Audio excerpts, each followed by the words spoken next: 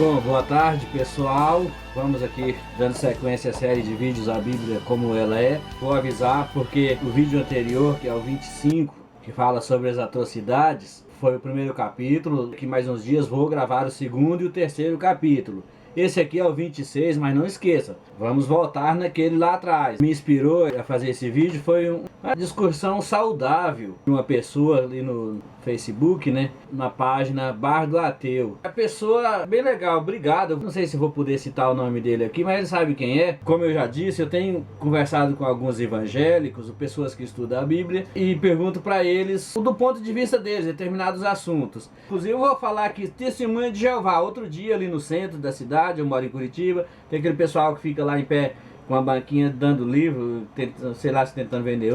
Mas aí às vezes chegava lá e perguntava, e aí eu percebi o seguinte: um deles foi bem legal, eu gostei desse. Ele falou assim, olha, que eu comecei a questionar, né? Ele falou assim, olha, ou você acredita ou não acredita. Se acreditar, você tem que partir do princípio que aquilo é verdade, vai ter que provar isso de todo jeito. Você vai achar na Bíblia alguma coisa que justifique isso, que prove isso. Então, matou a charada, e é o que eu penso deles. Eles usam os argumentos para explicar as coisas, eles destroem uma frase, sabe? Tipo assim, eu falo, meu carro é vermelho. Eu sei que meu carro é vermelho, mas alguém tem que provar que não é. E aí, se eu fosse provar isso do ponto de vista, usando um argumento do evangélico desse, eu ia dizer o seguinte: vermelho é o quê? A princípio seria uma cor, mas há outras situações. Vermelho pode ser usado como uma expressão. Às vezes você vê à tarde, tá aquele meio amarelado, meio rubro e tal. Não tá vermelho, tá amarelo, tá laranja, tá. Mas você vai lá, o céu tá vermelho, então é uma expressão. Ou quando você está com raiva ou está com vergonha, tem o hábito de se dizer, ah, fulano está vermelho. Então o vermelho não é especificamente uma cor, vermelho é uma expressão. O carro é o quê? Sem uma pessoa dentro, não é nada. Então tem que ter um motorista dentro. Digamos, um carro está acelerando, patinando, então digamos que ele está nervoso. Então poderia atribuir o vermelho a isso, não ao carro, mas o motorista e etc. Eu sei que eles vão buscar do arco da velha, mas arruma alguma coisa para distorcer, se fosse um evangélico, para dizer que o carro não é vermelho e pronto. E é assim que funciona, e eu vou mostrar para vocês nesse vídeo. Vocês que estão sempre ligados aí no assunto já devem ter se deparado com esse tipo de situação. Mas aí é o seguinte, foi muita conversa, foi bem longa, eu até fotografei ali, vou tentar colocar no final do vídeo para vocês lerem a conversa. Vou deixar aqui o link também dessa conversa com esse rapaz, para vocês verem lá, de repente dar opinião e tal, comentar lá também, que eu acho legal isso, a gente interagir, ou de repente tem alguém aí que entende como ele, né, que consegue entender como ele também. Isso aqui não é para briga não, isso aqui é só para discutir o assunto mesmo. Obrigado aí a você que se manifestou, achei legal aí. Ele viu o meu vídeo e fez um comentário, eu vou até citar aqui para você. Ele disse assim, será que é assim mesmo como o autor do vídeo apresenta? E se ele tiver errado? Agora falando de você mesmo em particular, do jeito que ele escreveu ali, quais é o texto bíblico, não, vamos mostrar lá. Quais é o texto bíblico que mais lhe chama a atenção e por quê, rapaz? Tipo assim, meio que dando uma cutucada ali, né? Aí eu respondi pra ele, né? A Bíblia é um livro cheio de coisas boas, né? Pra quem não lê, é óbvio. E cheio de atrocidades, contradições, mentiras, pra quem lê. Eu disse assim, não tem um trecho específico que mais me chama a atenção, mas vai alguns. Aí eu citei Salmo 137:9, né?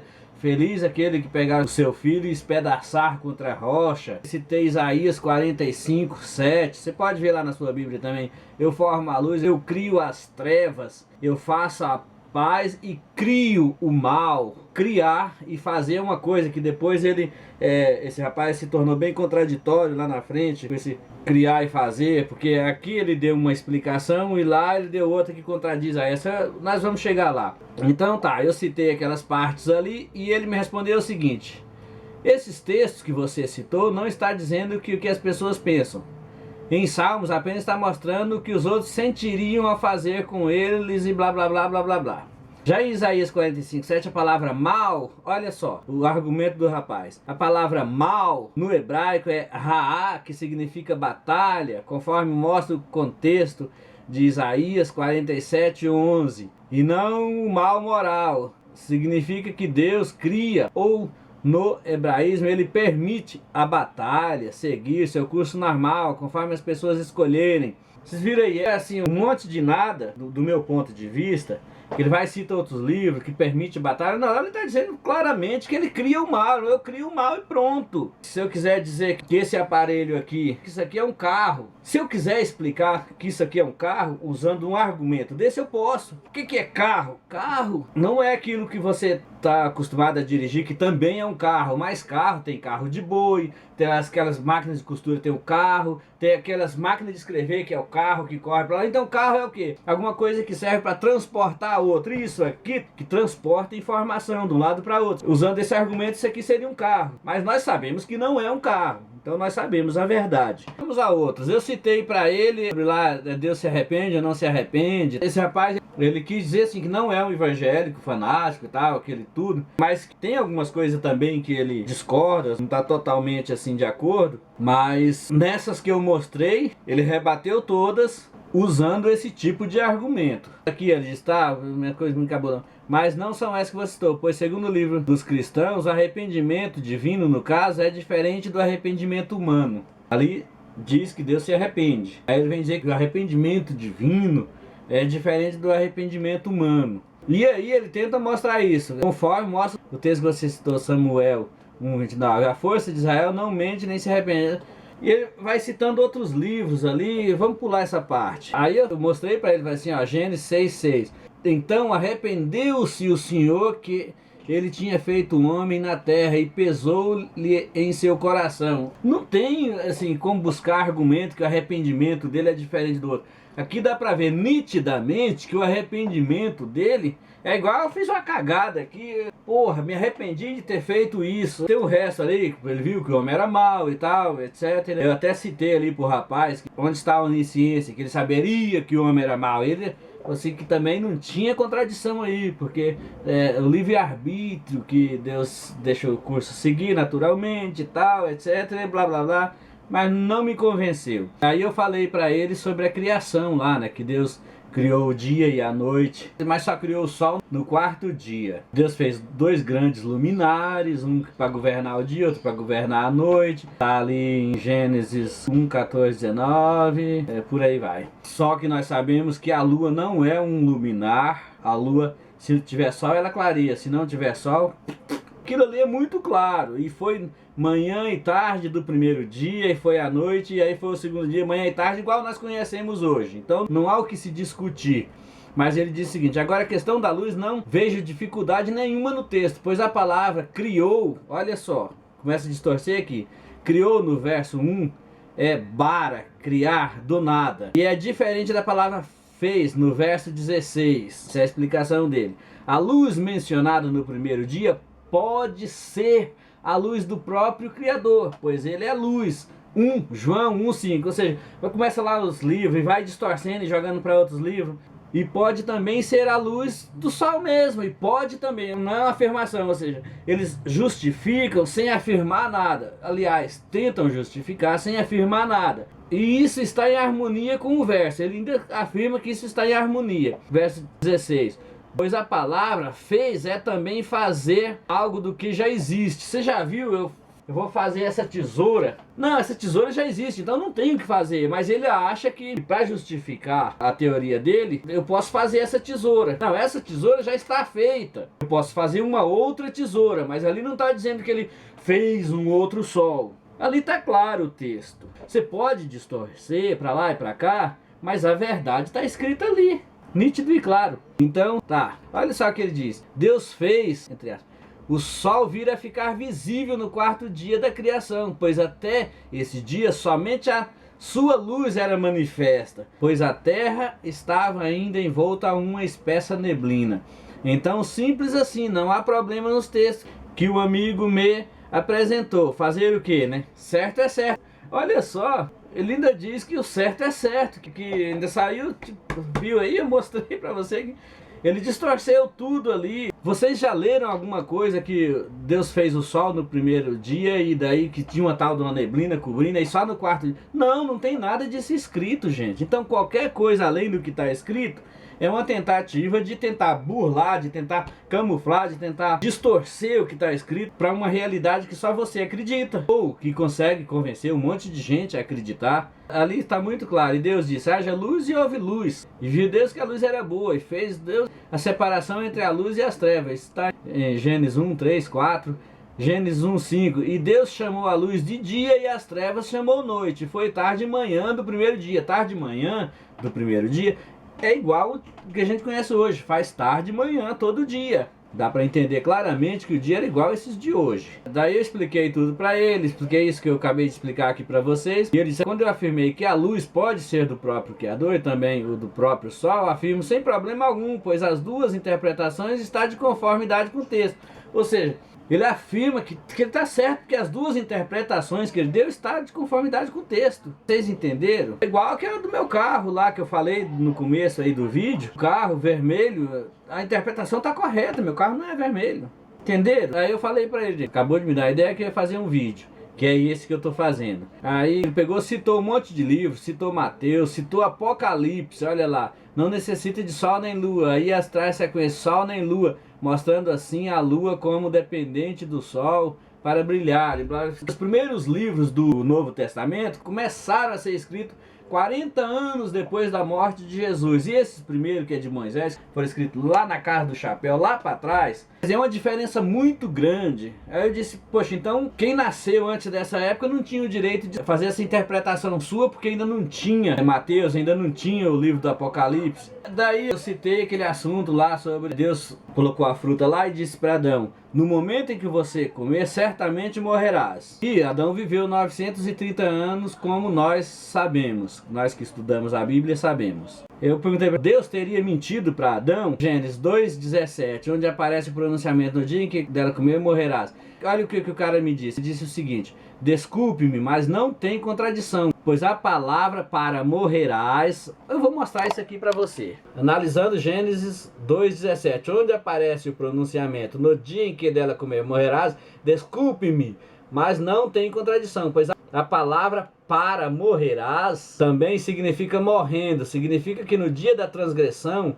sentença seria pronunciada e o homem passaria do status de imortalidade condicional para o de mortalidade incondicional. Assim como antes da queda, Adão podia ter certeza da imortalidade, que lhe era garantida pela árvore da vida. Após essa catástrofe, sua mortalidade era igualmente certa, o que implica a linguagem usada mais do que a morte física imediata que deu início ali. Vamos comentar esse texto dele.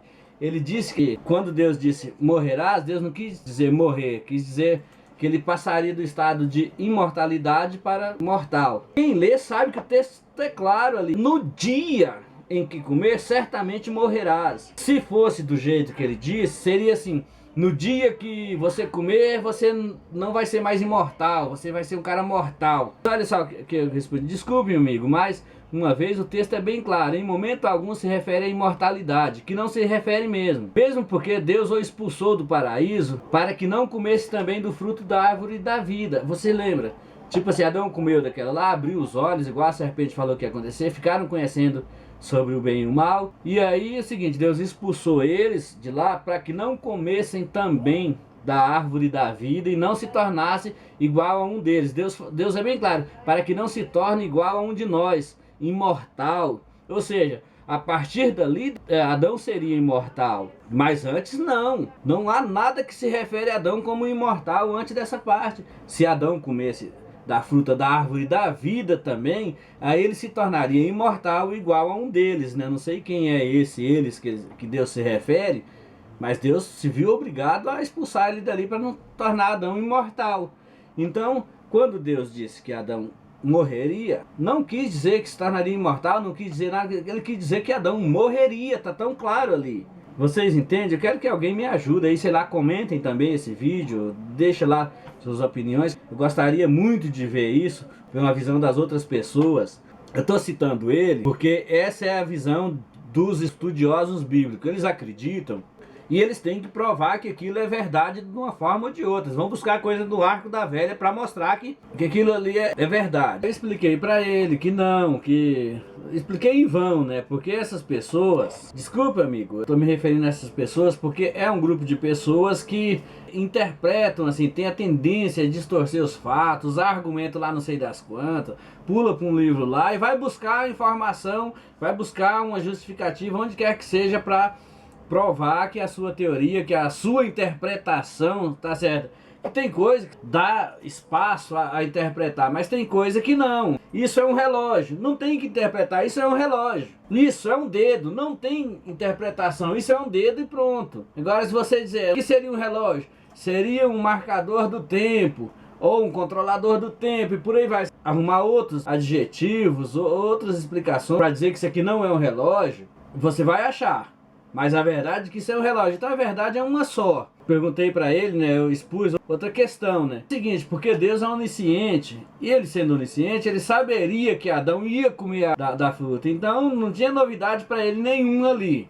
Ah, mas tem questão do livre-arbítrio. Foda-se o livre-arbítrio, Deus saberia e pronto. Se a árvore não era para comer, por que Deus colocou ela lá? Imagina a situação, você pega, coloca bala, chocolate, um monte, uns pedacinhos assim.